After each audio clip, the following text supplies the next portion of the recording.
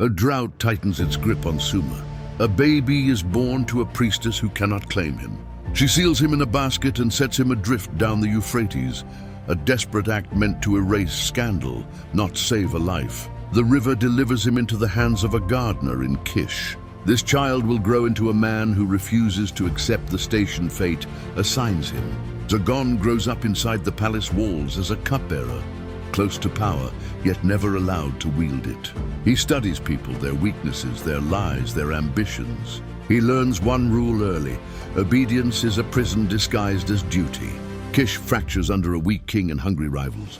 The nobles fight over scraps. The army is underpaid. The temples play politics. Sargon realizes the city will collapse with or without him, so he takes the only path that isn't death. He seizes the throne through a sudden, decisive coup. The moment Sargon declares himself king, Sumer reacts with predictable fury. Uruk rallies its forces. Lagash whispers alliances. Nippur condemns the usurper. To them, he is a servant pretending to wear a crown. Sargon understands the message. They will never negotiate with him. Only victory will justify his reign. Unable to rely on aristocrats, he looks to the margins. Displaced farmers, unemployed soldiers, wanderers, criminals seeking new lives. He trains them into a disciplined army bound to him, not tradition. Sargon's strength grows in places the old kings refuse to see. Uruk expects an easy win. They underestimate how aggressively Sargon strikes. Under moonlight, he surrounds the city and launches a pre-dawn assault, fast, brutal, uncompromising. Uruk falls. Sargon's first major victory forces the other cities to take him seriously. Despite victory, Sargon faces internal sabotage. Kish nobles resent him. Temple leaders question his legitimacy. A conspiracy emerges, one that nearly kills him. He survives, purges his traitors, and finally stabilizes the city he once served. Lagash and Umma, locked in centuries of border war, momentarily unite, not for peace, but against Sargon. Their armies strike from opposite sides. Sargon uses their mutual hatred against them. He maneuvers until they turn on each other mid-campaign. Both fall separately, leaving their cities exposed.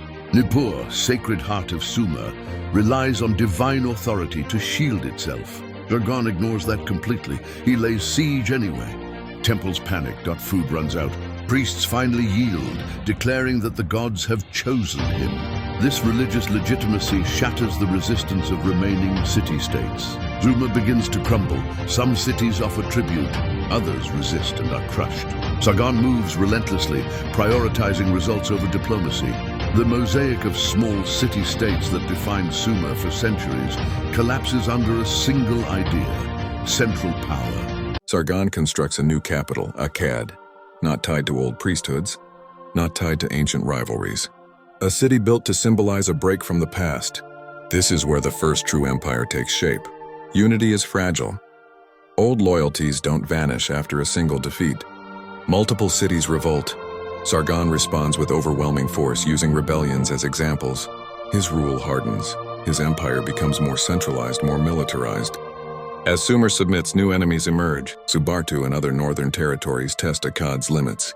Sargon pushes outward not for glory, but because an empire that stops expanding invites attack.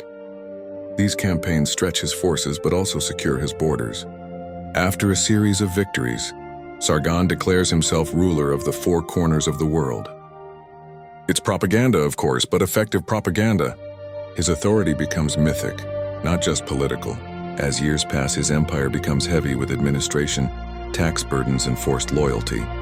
Sargon trusts fewer people. Revolts continue. His family feuds internally. Even victorious rulers pay a price, and his legacy grows more brittle over time.